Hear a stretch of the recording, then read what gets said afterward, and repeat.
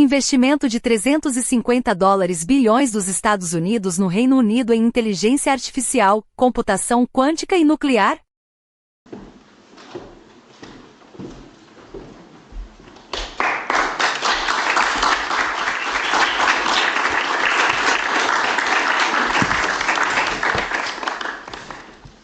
Mr. President, it's a pleasure to welcome you to Chequers.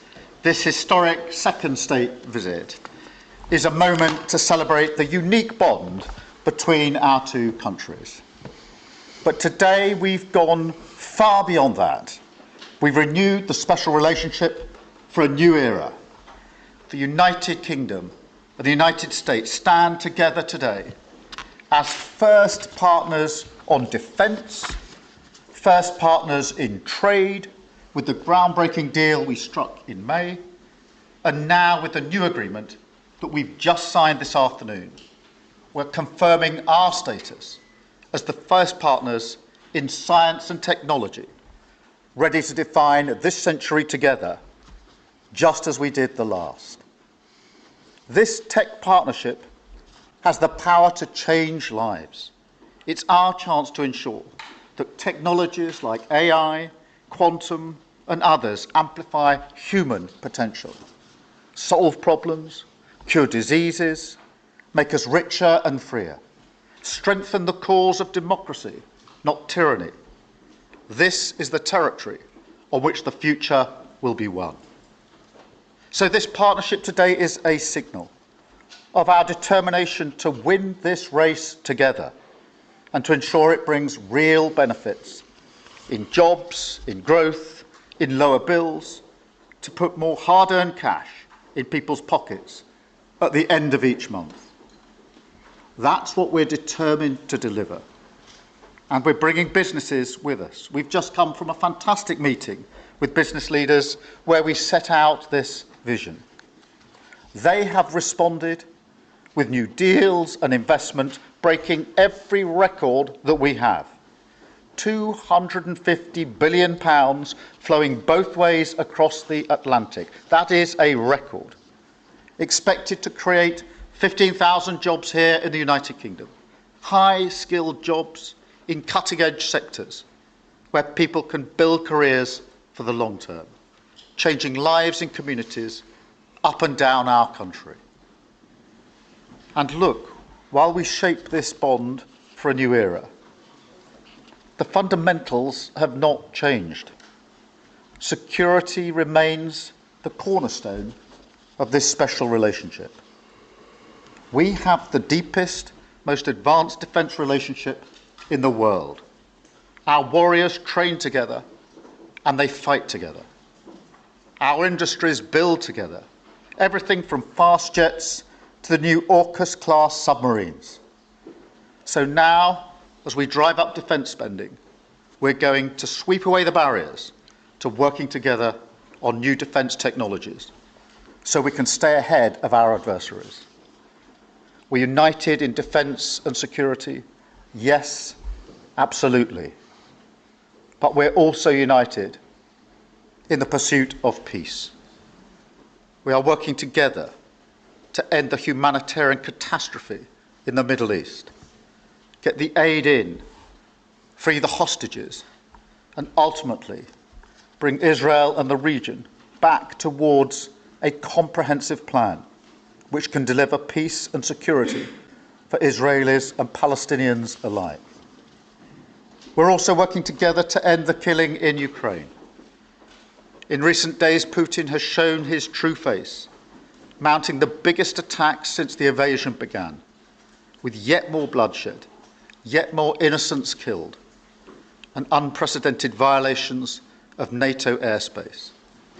These are not the actions of someone who wants peace. So we've discussed today how we can build our defences further, support Ukraine, and decisively increase the pressure on Putin to get him to agree a peace deal that will last. And President Trump, you have led the way here, and we will continue to stand and work together for security and for peace. Mr. President, next year we'll celebrate the 250th anniversary of the United States. We've come on a long journey together since 1776. But it's no exaggeration to say that the partnership our two nations have built has shaped the world from the beaches of Normandy to the founding of NATO, to the creation of technologies that have revolutionized our lives. Time and time again, it is British and American men and women side by side, changing the path of history and turning it towards our values, towards freedom, democracy, and the rule of law. In Britain, we take huge pride in that. And let's be clear, this relationship is not just about history, it's about the future. It's about the benefits it delivers now and for decades to come, to make our people safer and better off. We've shown today that we're delivering those benefits, improving people's lives. So we will go into that anniversary year more optimistic than ever and more confident than ever about our two great nations and what they can achieve side by side. Thank you. And it is now my pleasure to give the floor to Mr. President. Thank you. Thank you very much, very much. Prime Minister Starmer, Melania and I are tremendously thankful for the wonderful hospitality that you and Lady Starmer have extended today at Chequers. Quite the place, I must say, quite the place. And we're grateful beyond words for the spectacular honor of the state visit yesterday at Windsor Castle, hosted by His Majesty King Charles III and Her Majesty Queen Camilla. These are two fantastic people. We will never forget it. As I said last night, the bond between our countries is like no other anywhere in the world. The United States and the United Kingdom have done more good on this planet than any two nations in human history. That is thanks in large part to the traditions of British liberty, which grew up on these isles, these beautiful, magnificent isles, and were carried by our ancestors to the New World. We're forever joined, and we are forever friends, and we will always be friends. This enduring connection is why I was thrilled that the United Kingdom was the very first country with which we made a historic trade deal, and a very good trade deal. He's a tough negotiator. I think it was a better deal for you than us, but these are minor details. It's a very good deal for both of us. He's a great negotiator. We will extend our unparalleled security alliance into the realm of economic security for the first time, and I look forward to finalizing it very soon. We'll have it done very quickly. We have also just signed a historic technology prosperity deal, one of a kind, to ensure our countries lead the next great technological revolution side by side. In fact, we just left the business leaders, the biggest in the world. Some are in this room right now. And that was quite a meeting we had on business and trade and technology. This trip has galvanized $350 billion in deals across many sectors, and we're committed to ensuring that the UK has a secure and reliable supply of the best AI hardware and software on Earth. And we supply that, and we'll make sure we supply it in quantity to the UK. And we also are joining forces on quantum computing and nuclear power, a natural partnership for close allies. The United States, as you probably have heard, is doing better than it has ever done in terms of business and investment. The stock market has hit a new high, as you know, and that's for many, many days out of our fairly short 8 months. And we seem to be hitting new highs, and I think we're going to do much better even as time goes by. Jobs are at a record, and most importantly, we have more than $17 trillion, $17 trillion, and this is during an 8-month period being invested in the country, which is not only a record, but if you compare $17 trillion to the last year of the Biden administration, they did $250 billion. They didn't do $1 trillion for the 4-year period. We did $17 trillion of investment coming in A lot of it's because of tariffs, and a lot of it's for a lot of other reasons, but there's never been anything like it. It's an economic superstar. That's what's become. It was mismanaged and badly handled for a long period of time, but it's not badly handled anymore. So that's a record, and remember, that's up until 8 months. We have another few months to go, and that number is going to get significantly higher, especially if we win a certain case that we're waiting to hear.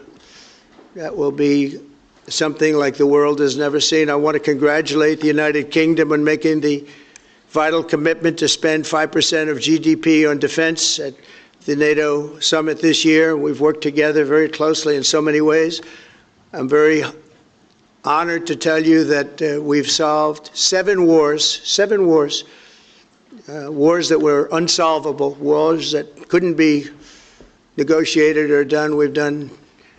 The U.S. has done 7 of them. The one that I thought would be easiest would be because of my relationship with President Putin, but he's let me down.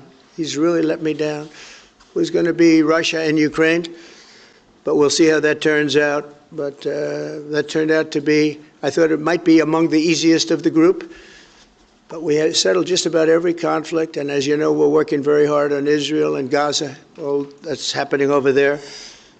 Complex, but it's going to get done. It'll all get done right. And likewise, Russia and Ukraine will get done. But you never know in war. You know, war is a different thing. Things happen that are very opposite of what you thought. You thought you were going to have an easy time or a hard time, and it turns out to be the reverse. As we saw in the unforgettable parade yesterday at Windsor Castle, what a place it is. The British Armed Forces carry on one of the finest military traditions in the world, one of the greatest marching bands, one of the most magnificent sights I've seen. I know that our service members look forward, and we do look so forward to working even more closely with yours as you push toward that 5% goal. And I think, Mr. Prime Minister, you're just about there. You're going to be there very quickly, along with a lot of other great countries. I want to thank NATO and our wonderful head of NATO, who's really worked very hard, Mark, for the job they've done. As you know, NATO was at 2% GDP, and they didn't pay it. Now they're at 5%, then they pay it. And we appreciate that. And we're sending a lot of weapons to NATO. NATO is paying for those weapons in full. But we're sending them, and we're doing a great job at getting them what they need. And we appreciate the fact that they're taking care of it, because the United States is into that war for $350 billion. And just really very sad. It just got out of control. They didn't know what they were doing. But over the generations, British and American warriors have shed their blood side by side in defense of liberty and freedom. And that's why it's so imperative that the United States and the United Kingdom stand together for these fundamental rights and values of the English-speaking world. And we've always stood together, and we will continue to. Just last week, a great American, Charlie Kirk, was heinously assassinated for speaking his mind. He was a great young man, incredible future. Some people said he might be president someday. I told him, I said, Charlie, I think you have a good shot someday at being president. And he just wanted to take care of youth. He loved youth. I've never seen anybody relate to youth like Charlie, and they related to him, and they're devastated. But I appreciate the many British citizens who have offered their condolences. And again, Charlie was a great person. We'll be going out to a service on Sunday. I'll be leaving with some of the people in this room just to celebrate Charlie and all that he's done. So incredible. Never seen anything like it. But I hope that together our nations can lead a movement to defend the glorious traditions of freedom on both sides of the Atlantic. There could be no greater tribute to the immortal bonds of affection and loyalty that unite the British and the American people for all of time. We have a relationship like no other. It will always be that way. We will always be united. We'll always be together. And I just want to thank you, Mr. Prime Minister, for the great job I think you're doing. Thank you very much. Thank you.